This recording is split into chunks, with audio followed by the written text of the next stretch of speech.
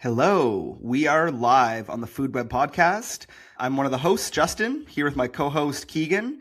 And today we're going to be talking about university food systems or campus food systems, student food movements.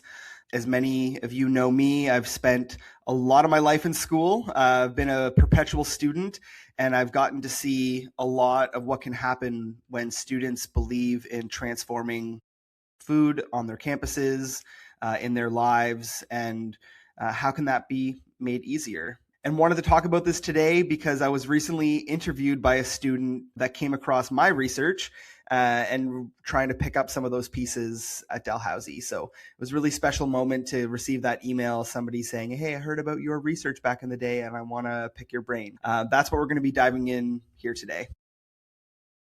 Awesome, Justin. I am admittedly a little bit out of my element here as I went to less school. I still went to school. I had my 4-year stint at university, one of which was spent at the cafeteria.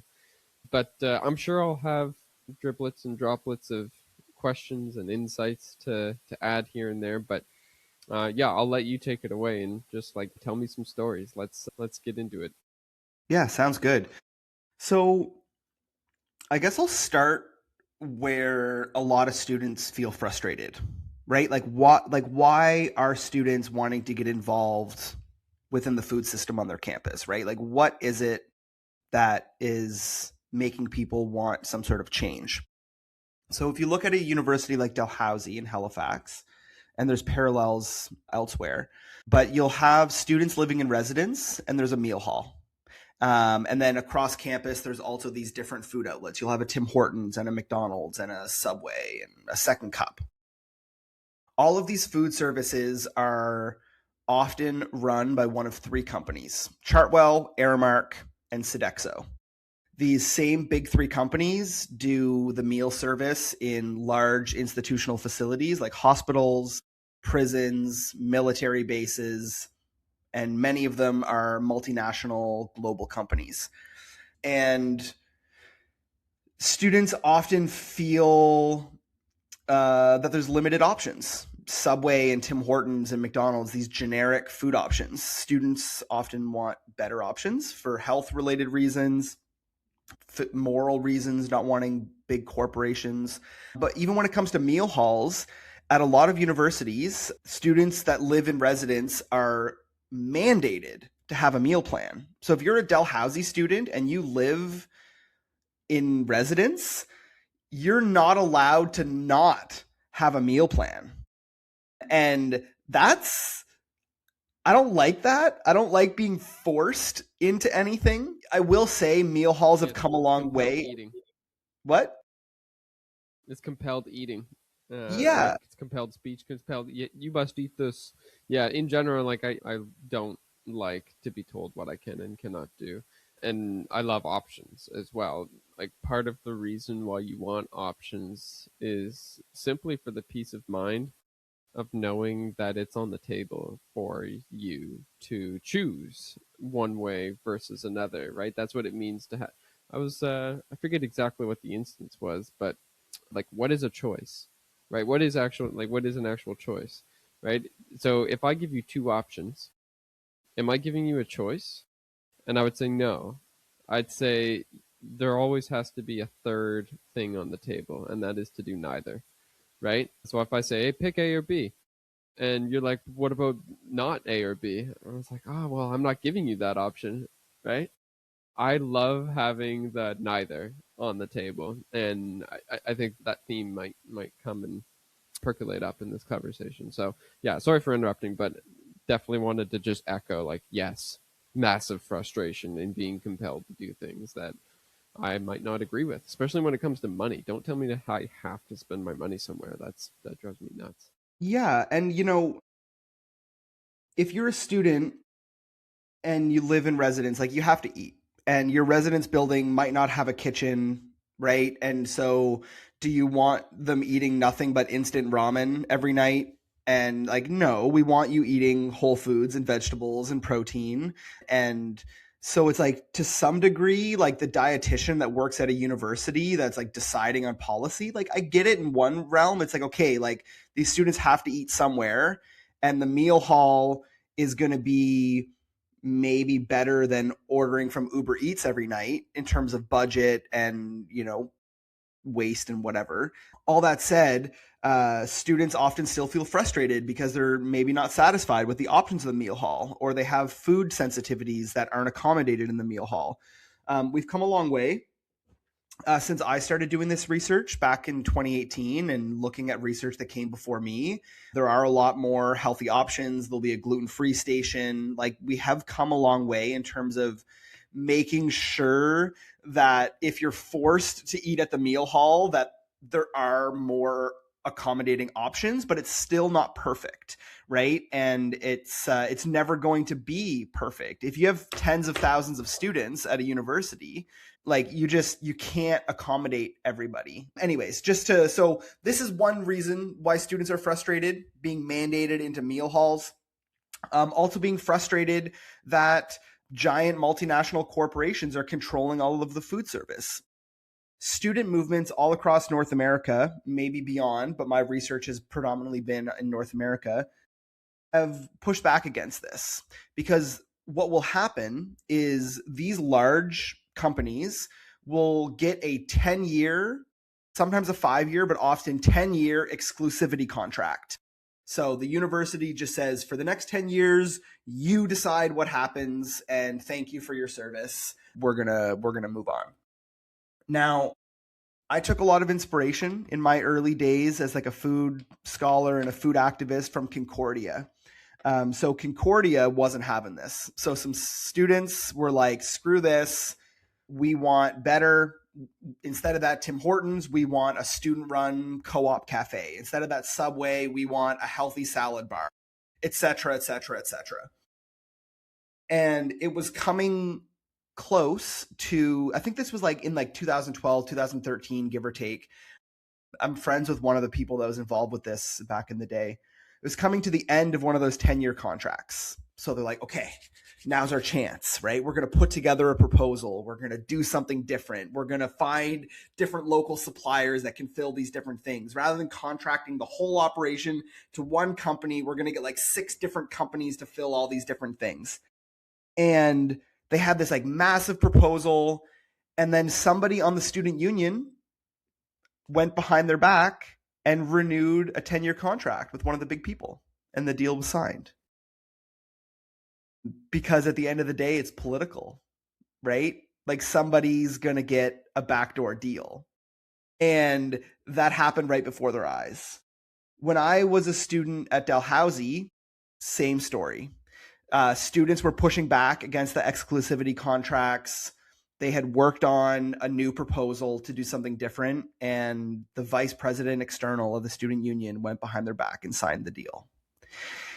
So it's this like microcosm, like a university allows you to see a microcosm of the bigger picture in terms of how procurement happens, how deals happen.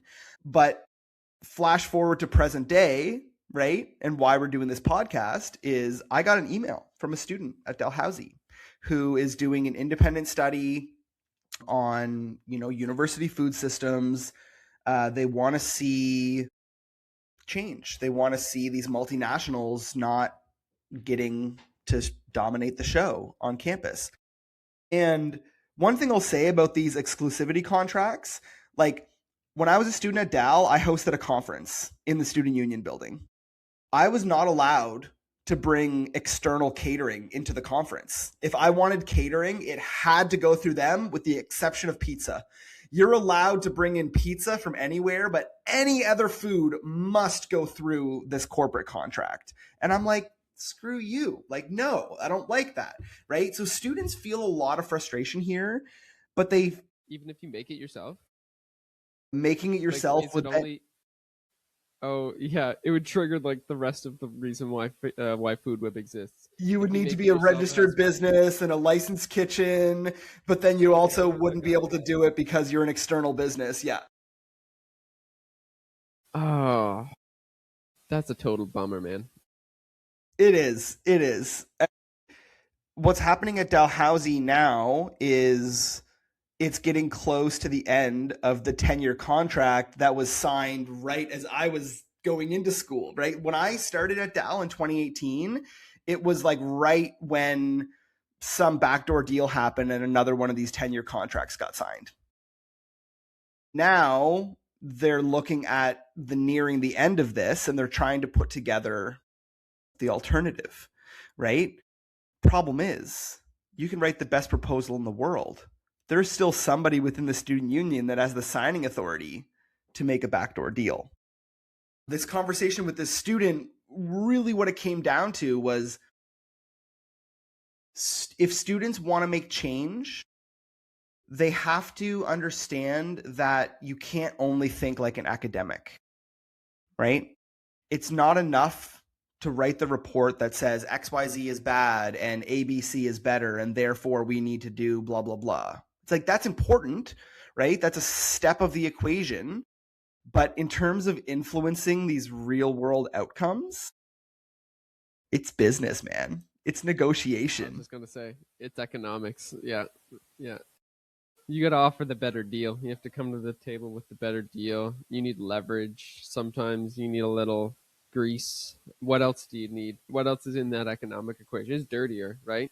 Economics is always, it's not messy. Or sorry, it's not like economics is rarely totally clean, right? It's yeah, it's often got that underbelly that no one wants to talk about, but that's the way that the entire world works, right? Yep.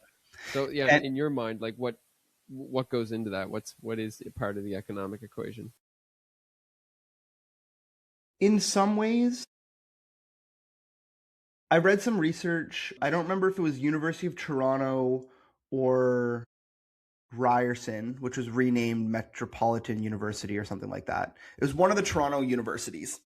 And they took a different approach of rather than trying to kick out these big multinationals, they looked at it as like, okay, there's no local catering company that can take on a gig this big. We're going to need to get 4 or 5 different smaller companies to do these different outlets. That's complicated. That's a lot of paperwork.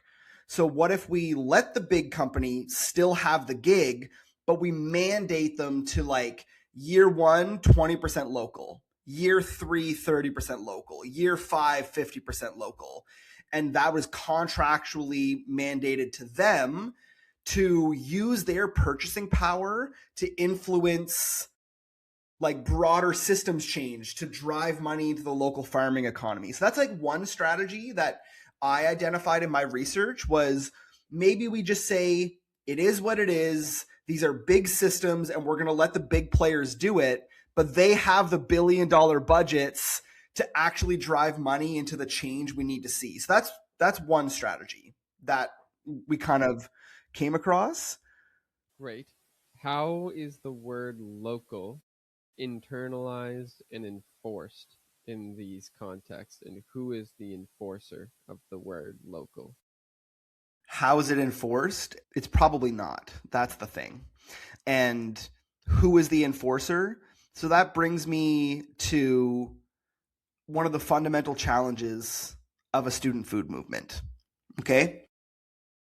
If you're doing an undergrad, approximately 4 years, right? You have a limited lifespan as a student to make these changes happen.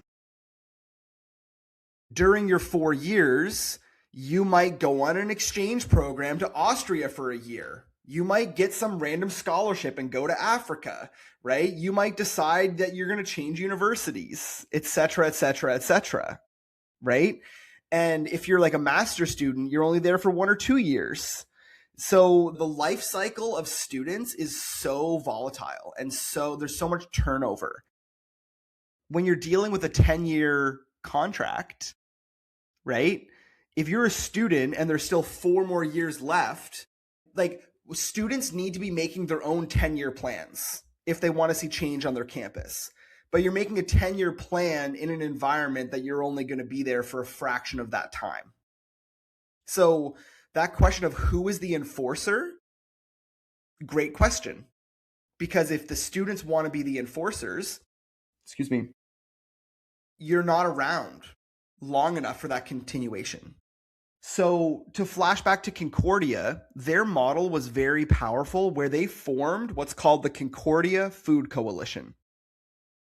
So they registered an entity. It's officially registered as a student organization on campus. It gets a little bit of funding from the student union, but there's actually Quick question there. yeah.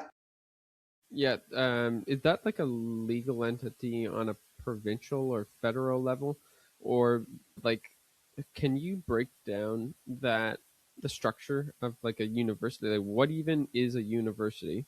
Let's like kind of just take it, strip it all back. I want brass tacks. Like, I don't know what a university is at a legal level. How are they different from a nonprofit versus a for-profit company? I don't know if they're one. I don't know if some are this and some are that, and then what does it mean? I don't know what you mean by they registered an entity with the university. Why does anything need to be registered at all? Why can't I just meet with my buds on a Thursday night and call ourselves a union? Like, what is going on here, man? Great. Universities, so in the same way that you can register a business, a co-op, a nonprofit, a charity, universities in the government's eye is a specific type of entity. In terms of how they're managed, like tax purposes wise, they are very similar to how a charity would be in terms of being registered. But if we wanted to start a school tomorrow, we couldn't call ourselves a university. We could call ourselves a school or a college or an academy, whatever. But to become university status, you have to meet certain criteria the government decides. Within a university, you have all of the like administrative side, you have all the like actual faculty, different departments, engineering and social sciences, etc. You have the janitorial and the maintenance, and then you have like the student union. And then within the student union, they do all sorts of different activities. They often manage the health insurance programs, all these different services. And then there are different student groups. So you'll have a chess club and a student run food bank and the sociology student society and the engineering student society. Those different student societies get registered with the student union. So the same way I can go and register a nonprofit with the province of Nova Scotia, you can register a society with the student union. So it just means it's official. If you and your buddies just want to have a club, you have a club. But if you want to be like an official club within the university, therefore you get maybe access to like the insurance and all of the things. It just officializes the process. Yeah, that was my next question. Just what is the benefit of that? And you kind of said that you get maybe access to some of the programs, initiatives, other paperwork that this whole student union body has signed with other partners. You might get access to that as an official club. So is that gate kept in a lot of situations? Like if I want to have a Dungeons and Dragons club, am I allowed to do that? Or does that need to get approved? Like, I mean, like if I submit that paperwork, is it like, hey, I don't know what that is. Like, does anyone even play that anymore? Like, no, I'm not giving you access to insurance. Is there an interview process? Like, is it a stringent thing? It's not stringent. No. It's Okay. pretty to register a student society, it's pretty chill. So at least in the Dalhousie context, I registered a student society when I was there. You need 3 directors, and then you need to go and get a minimum of 10 student signatures and their student number to say that like 10 students think that this is a good enough thing. You fill out the paperwork, you get approved. Getting funding is a little bit more stringent. You need to justify why you want your money, how you're going to use your money, just like any other organization out in the real world would apply for grants. Then there's more of a review process. But in terms of registering a society, it's pretty straightforward. But looking at this from the student food movement lens, Concordia took that step to be formal. They registered a formal food coalition. My introduction to them was 2018 when I first started my degree at Dal, and I flew to Montreal for a conference at Concordia on food. And Concordia has the campus farmers market. the food bank, the this, the that. They have all of these separate food groups, but they also have the food coalition. They made an umbrella group whose mandate it was to keep tabs on all of these food groups, bring them together to be able to network and know what each other are doing, and also kind of like essentially lobby. They don't call it lobbying, but really it's lobbying the student union to influence future contracts. I came back to Dal from this conference and was like, okay, I want to know where all the food stuff is. Concordia has a website that says, here are all the food groups. Here is every single class related to anything to do with food across every possible thing, from engineering to sociology. Here's all the professors that are interested in food. So I go back to Dal looking for the equivalent of this, and there was none, right? So anybody that's ever navigated a university's website, they're big and they're a maze, right? And there was no easy one click, here's everything to do with food. So I took it upon myself as a student to map that out. This was my first mapping project. So I did an independent study and I went through the entire academic calendar for every class and I found anything to do with food. I found all the profs that were interested in food. I listed all the different food related student groups in one place. I interviewed people to understand how the food movement progressed over time and, wrote this report. And ultimately, our goal was to create the Dalhousie Food Coalition because we needed that umbrella. We needed that central point because the food bank's already busy doing the food bank stuff and the market's already busy doing the market stuff. There needs to be an entity that looks at the bigger picture at a formal capacity. And what Concordia did was really unique is the Food Coalition doesn't only have students on it. They also have faculty and staff that sit on the board of the Food Coalition. So earlier when I was talking about that life cycle turnover of students, one way that they've enabled the possibility to do longer term planning is bringing in some of those professors and staff that care about change that are going to be there for the long haul. You have a prof that they're going to be a prof at that university for 20 years and they're able to be there to help ensure the continuity of these processes. But looking back at the Dalhousie context, I did the mapping and then we're like, okay, we're going to start a food coalition. I was on the board of the Loaded Ladle, which is a student-run food service thing at Dal. They give free lunches to students and they do a lot of advocacy. And we got a grant, one of the student summer job grants, to hire somebody to take my research and go and actually just do it, right? Implement the food coalition, design the paperwork, start the organization. That was summer of 2020. And we know what happened in summer of 2020, right? COVID lockdowns, et cetera, et cetera, et cetera. Nobody was responding to emails. Everybody thought the world was falling apart and the project fell short. We had hired somebody to actually do the work of making the coalition, but it was the wrong summer. That's a very networking heavy job. And it was the wrong summer for that job. It fizzled out, at least in that iteration. But I got an email a couple weeks ago from a student that's trying to pick up that work. So that's what brought us back full circle. Yeah, and we're gonna talk about that email and talk about that's the student that you interviewed with yesterday, yeah? It was end of last week, so yeah, it was a couple days ago. Different interview than yesterday. Got it. So, couple terms I want to touch on here, just for my own sake of understanding words being used. I find definitions often go undiscussed, and then that's often where communication disparity in communication resides, is in my definitions that I'm using to see the world just happen to be different from yours. And that's why when you say a thing, I'm like, wait a second, that's the wrong thing to say. So lobbying, what's lobbying to me?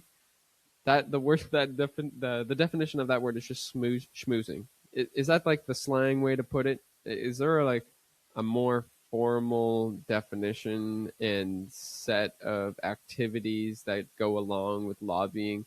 I know in the political context, it's like there's things you can and cannot do. Kind of like if you're going and raising capital. Like if you say it this way, that's okay. But as soon as this word comes out of your mouth, then like suddenly you're selling a thing that you're not allowed to sell because of XYZ reasons.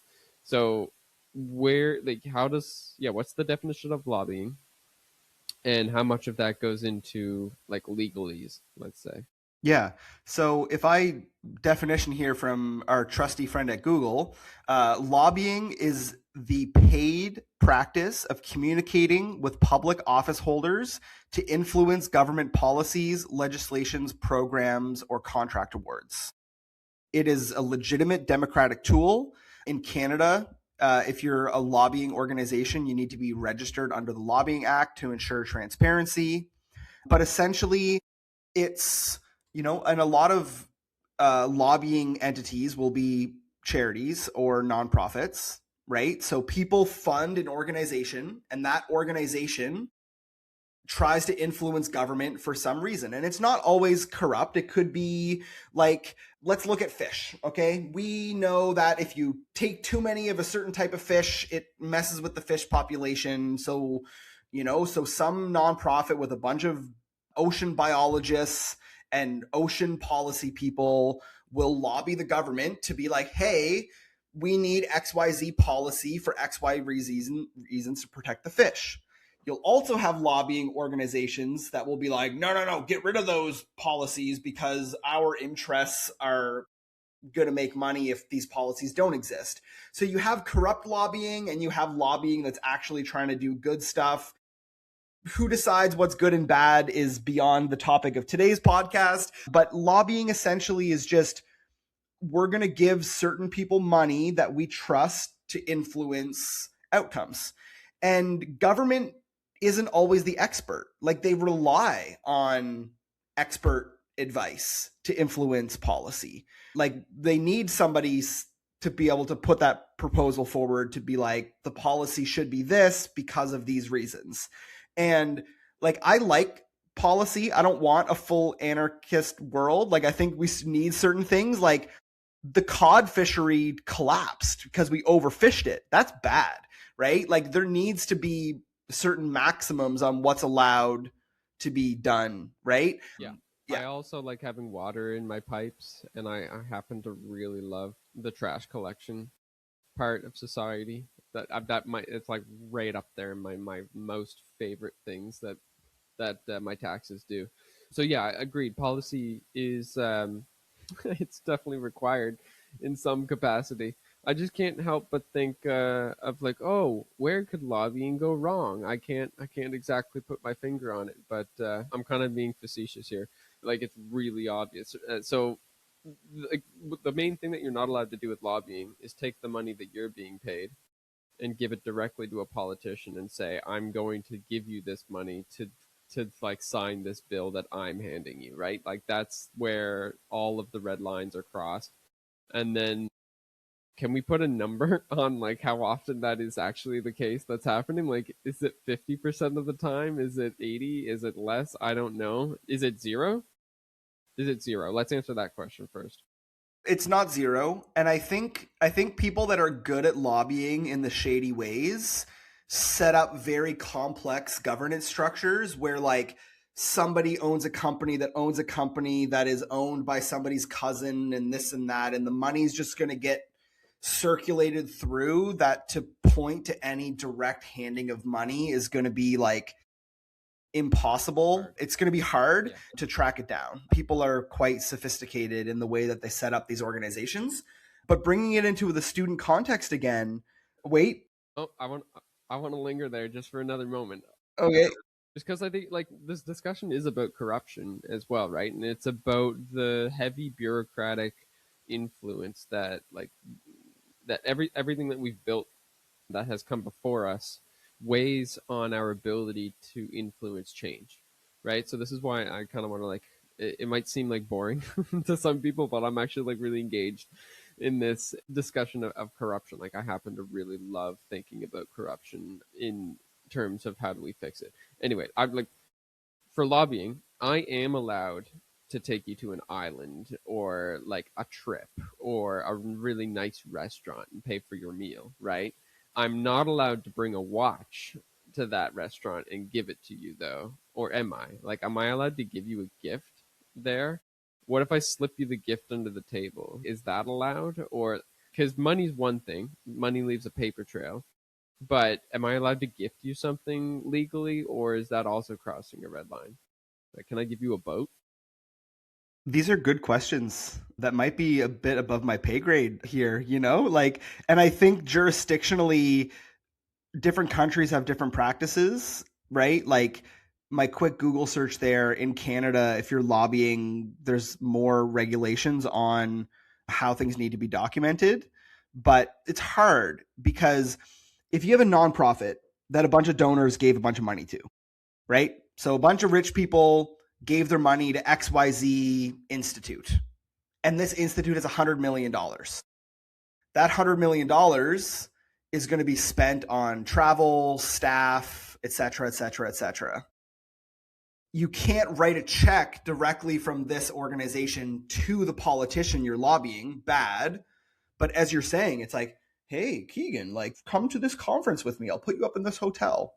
That becomes a little bit easier to just say, no, like, this is one of our regular expenses. We're acting in accordance with the mandate of our organization. We had to bring this person here. And that doesn't inherently, like, there's a lot of ways where you might not even be corrupt. You might just be like, sometimes you got to schmooze because you got to schmooze. And it's like, I need this person to like me, so I'm going to invite them on this trip and put them up in a hotel. But I think where things are tricky is like, money from that lobbying organization can't buy a boat to give to a politician, but like, you might buy that boat with money from your other shell corp. You know what I mean? Like, there's very complex corporate structures at play here to allow money to move in different directions.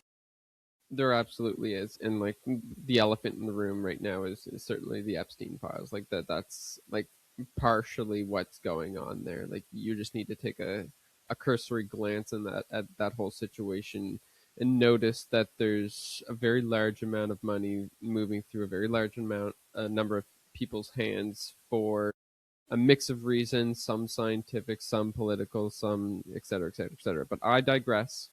That is not the topic of the conversation today. We shall proceed there, Justin, with the topic of food. I will hand it back to you, sir. Yeah, well, to bring this back in the context of the campus food movements, right? Okay, we're at Dalhousie. The 10-year exclusivity contract with one of these big companies, it expires in like 18 months or something like that. We need the student union representative with the signing authority to sign contract A instead of contract B. But the big companies are knocking on their door, being like, hey, if you sign our contract, we'll give you blah, blah, blah. How do we, as students that want an alternative, get that student union representative to not cave to some sort of backdoor deal with the big company?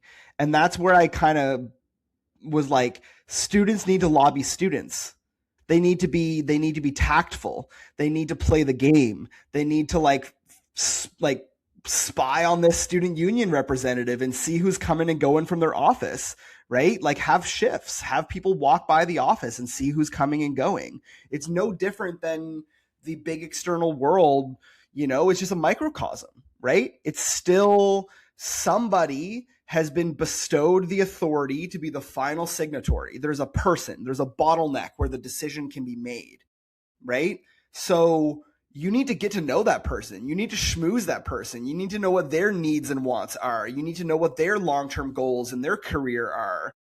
And how can you align the broader movement of the student food ecosystem with this individual that has signing authority? And that's what the student that interviewed me, where I was like, it's not enough to write an academic report that says XYZ is bad, ABC is good, therefore this is what we need to do. That doesn't get the better contract signed. What gets the better contract signed is negotiations, schmoozing, and deal making. And I think a lot of students, especially those that are not exposed to the world of business and or political science, they're not trained to think that way, right? They're trained to identify a problem, write a report, and cry for the world to give them the better option. And again, like I'm an academic too. I get it. Like writing that report is important. It's important to know the facts and the details. But that's not what's going to influence the actual change. You need to get in front of the people that actually have the signing authority. And that's hard. It's genuinely hard because we keep seeing examples of like months, if not years of work into more complex contract proposals being developed. And they think they're going to get signed. And at the last minute, that student union representative goes behind their back and signs the contract with the big guys. For sometimes unknown reasons, sometimes known reasons.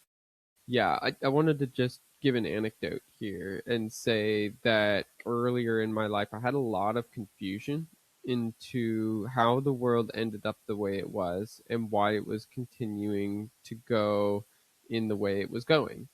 And the way that you just described, I would most certainly describe myself in that manner. Oh, I can see this problem. I can spot the problems. I can poke my finger in exactly the spot where the problem exists. And then I can even hand you on a silver platter a very well articulated reason, rationale, and logic for why we should move to this system. I can even articulate to you what the bridge looks like and how much that bridge will cost. And then the frustration in my head at that point in time is, okay, if I give all of that to you, why are you not doing it? Right? Like, why is that change not happening? And it was only after it was two fields, it was economics and psychology. And those fields, like if you are taking any degree whatsoever, like biology, computer science, chemistry, whatever you're doing, like bolt on some psychology so that you understand your fellow human and yourself. That's useful. But also bolt on economics so that you understand other humans and yourself, because you are going to have economic needs, and your economic needs are oftentimes going to drive your own behavior, right? The economic needs that you are, here's an economic need: hunger. I'm actually just talking about putting food in your mouth. That's an economic need. It's a biological need, but it works in the exact same way. Like you have, your body has an economy, right? So like an earlier version of me would be like, why do we care so much about the economy? And like, why don't we just let it fail? Like, I don't understand. But then it was like, oh, like the economy is just like, it's a measurement of health in a sense, right? And if you don't feed yourself, you're not going to be healthy, right? You're not going to grow. You're not going to have the ability to grow, the resources to grow. Your cells aren't going to have the resources to grow. Anyway, man, I'm on a tangent here. Just all of this is to say, economics, psychology, bolt those onto your degree, because it's going to make the world make a lot more sense to you, and you're going to be less frustrated, I think. So please do that favor for yourself. Yeah, but that economic lens is critical, right? Like if we look at this example of the contract that got signed behind everybody's back at Dal about 8 years ago, the student, as soon as he graduated, got like a very high paid position with like one of the local breweries, because they suspected that in signing this deal, somebody made a call for them and recommended them to some position, got them that thing. So if I'm the signing authority and I have two options: contract A, sign this, give another 10 years to the big company, and I now have people within that company that will open all these doors for my career for me. Option B, sign the contract that is good for the students and is going to do blubbity blubbity blah. But if I sign this, okay, everybody at school loves me, but now when I graduate, I'm still just have to go and compete in the job field like everybody else, right? Like you have to, And I'm only going to be at school for another year. you're Like making an you said, you've economic got that short decision. term. Yeah. Yeah. So, and that's why my advice to this student and any other students that might be listening to this podcast is, as much as I think a lot of people hate this, you're going to need to figure out how to soften the deal for the person who can sign the contract. And that's just how life works. So if that contract that kicks the big companies out and puts all these other things at place, like maybe you offer the person who signs it, like, hey, if you sign this contract instead, like, do you, when you're done with your role at the student union, do you want to be the manager of this cafe? We'll start you off at $25 an hour. Right? Is that offer still, is it better than some epic deal they're going to get from the big guys? No, it's probably still going to be lower, but you're going to need to find some way for that person to want to buy in beyond exclusively like the philosophical right or wrong. Like, this contract is better because it's more sustainable, da da da. It's like, that's not enough. Unfortunately, I spent 5 years of my life doing a sustainability degree thinking that if you just write the report good enough and you articulate the problem and this is what we need to do and we're going to hand this to government and they're just going to do it because it's the right thing to do. And then I realized that's not how the world works. There needs to be economic incentives, and that needs to be built in to the negotiating process. So I think students need a crash course on economics and negotiations if you want to see change. Yeah, and what I just heard you say, you didn't say this directly, but fight fire with fire is more or less what you said. So if the other side of the table is going to pony up a nice job offer that has career opportunities tagged along in it, like wink, wink, nudge, nudge under the table, you said like, oh, I can put you up as a manager at this other place. It's like, yes, but also you're at a university, and if you're at a university, you're already in the upper class. Welcome. That means that like your peers that are around you are by definition well connected to powerful people, and so you can actually go and find someone who can not hire them at maybe you get the same job offer actually as like the one that like the conglomerates can offer you.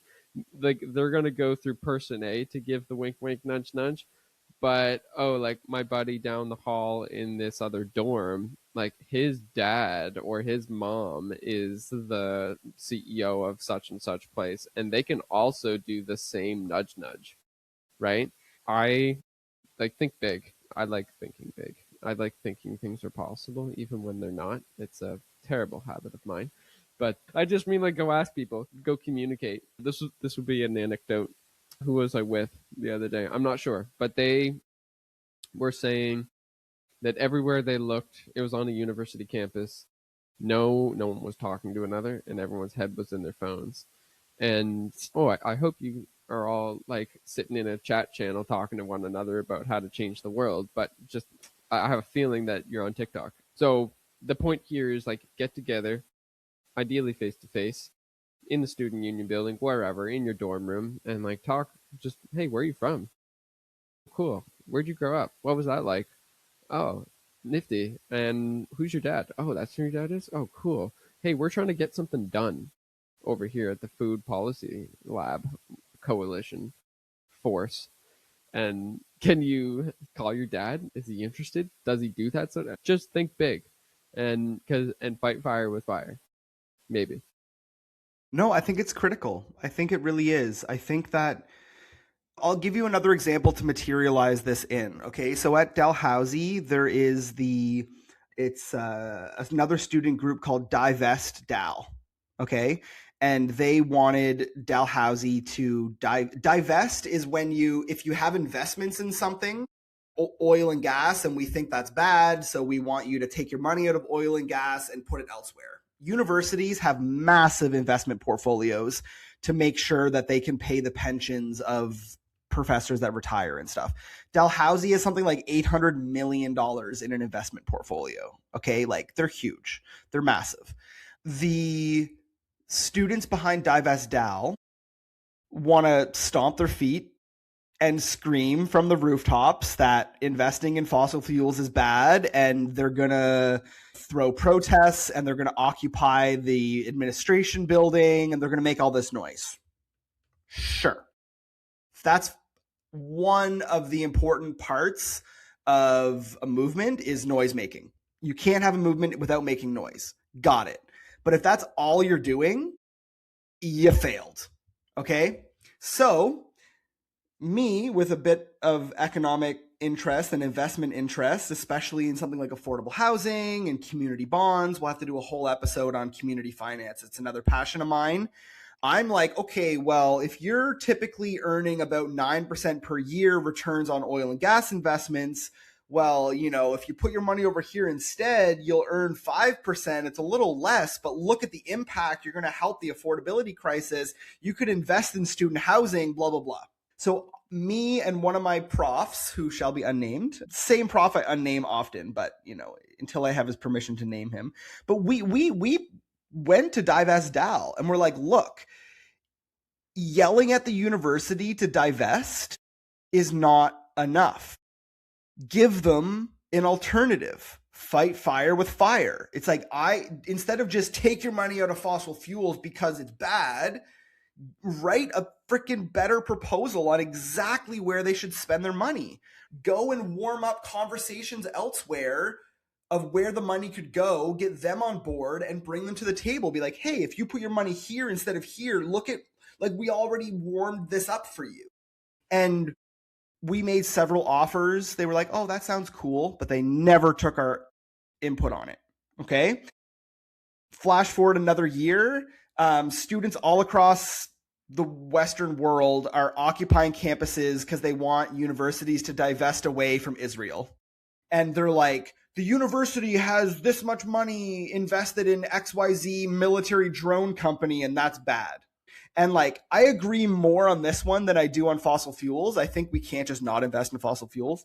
Conversation for another day. But like, okay, we don't want our university portfolio investing in weapons companies. That's a fair ask. Okay, sure. I went to Dalhousie campus, and there was this whole encampment. There's like 15 tents. Students are just like living in tents on campus, occupying the campus. Big air quotes on that one, occupying. Everything's still business as usual, but the students are making noise, and they should be, right? Like, war is just bad, period. Regardless of who's right or wrong, let's just stop bombing each other, right? Yeah. But I went to one of these encampments, and I said, who's in charge here? I found one of the leaders of the movement, and I made the same offer. I was like, let me help you put together a clear ask. Instead of only yelling and saying, divest away from weapons because it's wrong, build a better package. Put forward a real deal, right?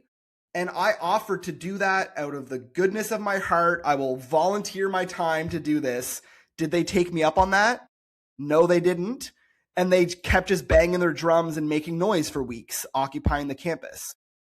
Why? Did they give you a reason? Like, what was the sentiment like when you offered? Like, were you perceived as a like an incumbent of the opposition? No, it was received as like, oh wow, like that sounds amazing. Like that would be incredible with the fossil fuel divestment and the weapons divestment. Both times these students were like, oh my God, thanks for the offer. That would be incredible. But the thing about student movements that I have noticed, and I'm generalizing here because I've had my own limited experiences, but students love to identify problems and yell about it. They don't love to sink deep into it, into the like depth that's required to actually make sophisticated plans and deals that will result in change. Part of that is they don't necessarily have exposure to that level of depth and nuance. They don't understand what they're getting themselves into. It's time. You get busy with exam season and you're like, screw my activism. I just need to survive. There's all these reasons, but if we want student movements to be successful, we need more depth, right? We need to go deeper and we need to understand what we're actually getting ourselves into here. Yeah, I love that. That's epic. And I've found myself guilty of that during my own university experience. I wasn't necessarily one of the noisemakers, but certainly found myself in the mindset, simply the mindset of thinking problem, problem, problem, and not even really taking the time to understand the nuance or allow that nuance into my brain, right? Like I would sit there and say, bad thing happening, bad people making it happen. And the nuance, if you will allow it in, is like I have this like philosophical standpoint that most people, even if they're doing bad things, they've somehow convinced themselves that what they're doing is a good thing.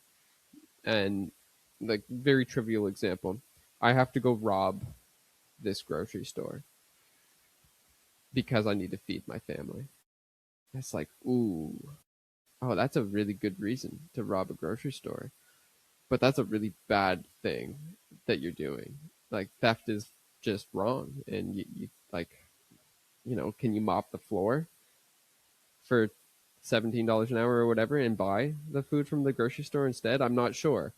But all I'm saying is like, there's a lot of nuance to just saying there's a problem here and the people that are doing it are bad. Usually it's good people doing bad things for good reasons or reasons that are good to them. And, that's an empathetic standpoint.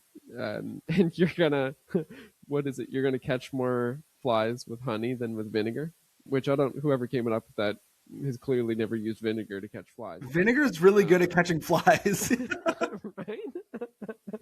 I don't know if honey's better, but like, anyway, I digress. I think this was a really insightful episode, actually. Like, I want there to be a call to action here, Justin. So, like, what is the call to action? Yeah, well, the call to action here is to just dig deeper, right? Is like it's not enough to stomp your feet and scream about the problem. Like learn how the system works and like and pick a lane, right? Like I've picked a lane with food. Maybe your lane is housing. Maybe your lane is workers' rights. Maybe your lane is ocean health, right? Like nobody can do all of it. So like don't get overwhelmed by the totality of the world because that's not good for your nervous system. Pick a lane and become an expert. Understand how things actually work. Understand how decisions get made. Understand how policies get passed. What is the chain of command in your particular field? Are there multiple levels of governance or is there one single signing authority? If it has to go through multiple channels, study that. Get a whiteboard, draw it out, identify which points of action, because to just make noise isn't going to get things changed. We don't live in the world anymore where like I'm half French. I love the French Revolution. They were done with the monarchs and they freaking got rid of them. They built guillotines. Epic. Like I just think that's epic. That doesn't really work anymore, man. Like the military and the police have just like such sophisticated technology. Like a violent uprising isn't going to lead to something necessarily a better world. I see Keegan stirring there. Maybe he has a pushback. But what I'm saying is if you want change, you need to understand like the actual inner workings of the system of how that change can go through so you can identify which people have which decision-making authority and you need to learn what their needs are, what their wants are, so you can build alternatives that also satisfy that person. And I think that's where a lot of people get frustrated. They're like, well, that person sucks. I don't care about their needs, and it shouldn't be about them. It should just be about what's right or wrong. And at a philosophical level, I agree. Right? Like, it would be awesome if there was a world where we just looked at a proposal and said, wow, that just sounds logical and the right thing to do. But that's not how the world works, right? The world works, people make their own decisions based on their economic interests, right? And their economic needs. And if you want change, you need to understand what those are and craft proposals that are able to get it through. And yeah. Awesome. Yeah. The pushback I was going to offer was yes, awesome French Revolution, but yeah, they did haul their monarchs into the town square and lop their heads off. So violence does not beget violence. I haven't figured out a way to justify violence yet. I'll let you know if I figure that out. Haven't been able to do it yet, but yeah. I just love a world without monarchs. Just like, you know, like having clear, open governmental rules, not rulers, right? Like the fact that we still have a king of England is absurd, right? We still have kings of like Denmark, and like a whole bunch of countries around the world still have royal families. That's right. Royal family, on record, I said it. So like, just like, I'm not here for the monarchs. Like, violence against anybody except for monarchs is not good, but the monarchs can go. It's just my personal philosophy. I'm not here for royal families, just saying. Anyways, I'm not trying to incite a revolution, you know, like, I don't. To me, can just mean like redirection of taxes. Like, I don't think the royal family needs $100 million worth of taxes every year. I just don't. Call me a revolutionary, but that's not. I don't think that should be controversial to just be like, hey, maybe you guys don't need that much. But okay, I want to, one last thing on what you said, like study more. Yes, study more, understand more, and I wanted to hone in on that word, understand. Okay, and Matthew McConaughey, great. He's become like a philosophical powerhouse recently. Okay, and he's written a book called Green Lights, and in that book, he's got this like nice little story where he's sitting at a table and they're telling a story, and he says one thing and then he says another, and then he says, Matthew, who's right and who's wrong? Matthew says, you're right. And he's like, no, actually the point is not about who's right and who's wrong. It was a trick question. It was about, do you understand? It's actually just, do you understand?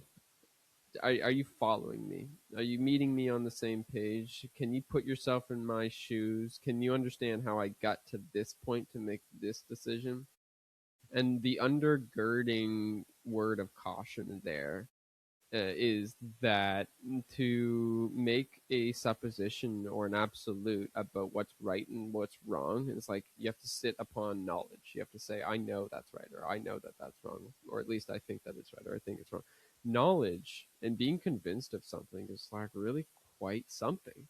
Like, if someone comes up to me and says, oh, I know this, I'm like, oh my god, you do? Like, how can you know anything at all? So like, study, and get yourself over the hump of thinking that you know it, right? If you can get yourself over that hump, congratulations. Now you might be able to call yourself an expert.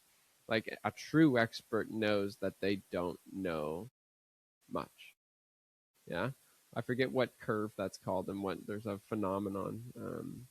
It's like there's a name for that, but anyway, that's been really super useful for me in like in my own humility and like how I approach the world. I know basically nothing. I have a lot of information in my head, and I use it to guide my way through this very complicated world. But knowing things, forget about it. Yeah, that's like not my priority at all. Yeah. Cool, man. Yeah. Okay. Send off? Send off. Change is possible. Yes, it is. Optimism. Change is possible. Right? I know that change is possible.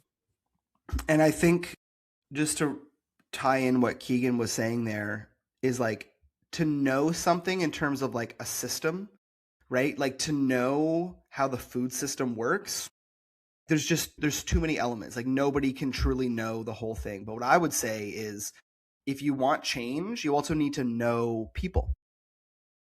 And it's like back to that decision making authority, right?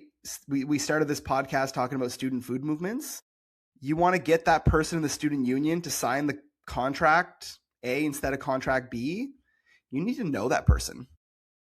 Know them well. Know their needs, know their wants, know their hopes and dreams, and see if you can align change with that person's desires, whether you like it or not. It's part of the equation, and yeah, a little schmoozing goes a long way. Awesome. Let's end it there. This is the Food Web Podcast. I'm Keegan here with Justin, and you can like us, rate us on Spotify, on YouTube, hit that subscribe button, follow us on our social channels, Facebook, Instagram, x.com, just everywhere on the internet that distributes content. You'll find us somewhere there. Thanks for tuning in, folks.